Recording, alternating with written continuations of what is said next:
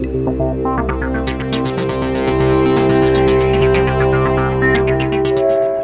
I'm Walt Barrron. I'm a senior account planner here at McKinney Advertising Agency in Durham, North Carolina. And just a little thought about creativity and how people hone creativity. First thing that I think you should know is that everybody has it in them. Everybody is creative. You just have to experience things that let that emerge. And I think it basically is about stepping outside of your comfort zone.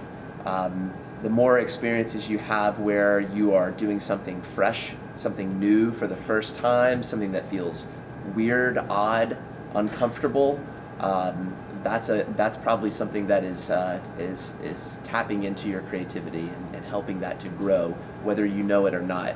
The interesting thing is that you might think that your life is boring and conventional, and someone else might think that your life is incredibly interesting. We all come from different orientations, we come from different backgrounds. The more that you can experience others, the more creative I think you'll end up being.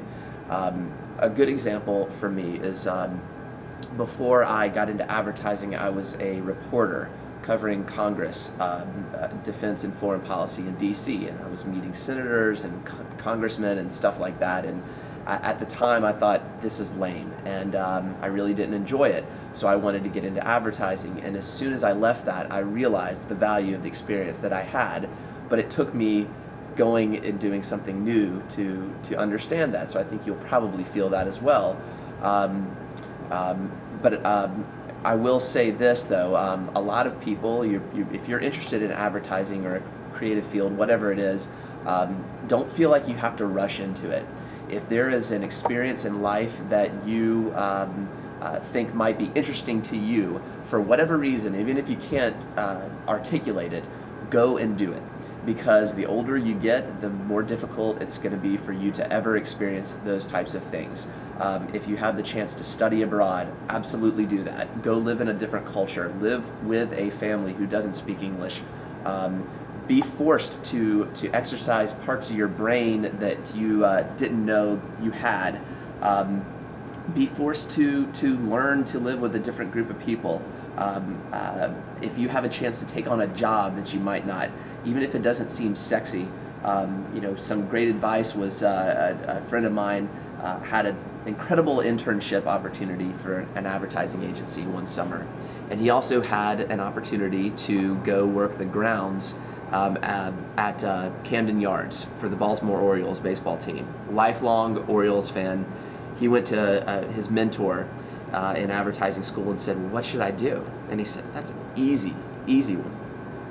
You go work at Camden Yards." He's like, "Really?" He goes, "Of course." He's like, "You're going to learn more doing that than you would in this internship. And listen, trust me, you'll have plenty of chances later in your life, in your career, to work at an advertising agency, but you probably will never have a chance to work the grounds crew for a summer at Camden Yards." And he did, and I think that he absolutely doesn't regret that decision at all.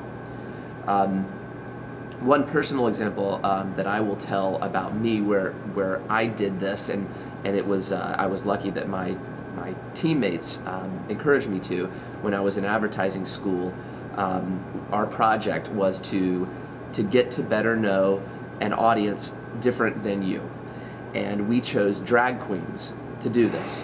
So the assignment then was to bring that audience to life using a mannequin. Our teacher gave us a mannequin and said, "You can do whatever you want. You've got 5 minutes to do this though, and it has to be nonverbal. So you can't just stand up there and talk, dress it up and just talk."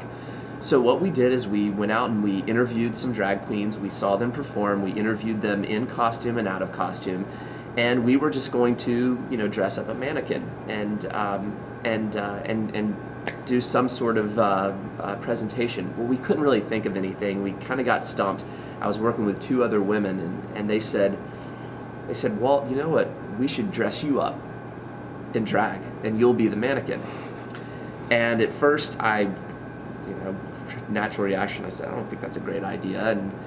And then I did, and I agreed to it, and it was probably the best decision of my life, because what I realized something I wasn't going to learn if I hadn't done that was when they dressed me up and they shaved my whiskers and they made sure I was clean shaven and they put the wig on and they put all this makeup on me and, you know, gave me a nice female body.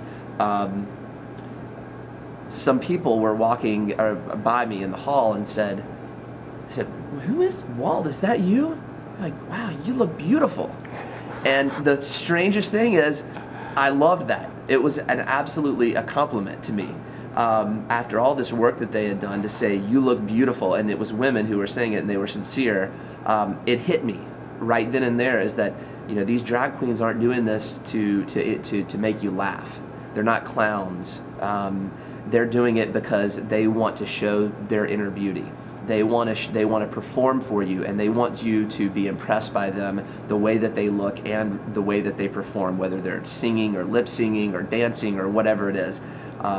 That's what's going on, and I would never have understood that had I not stepped outside my comfort zone and tried something new.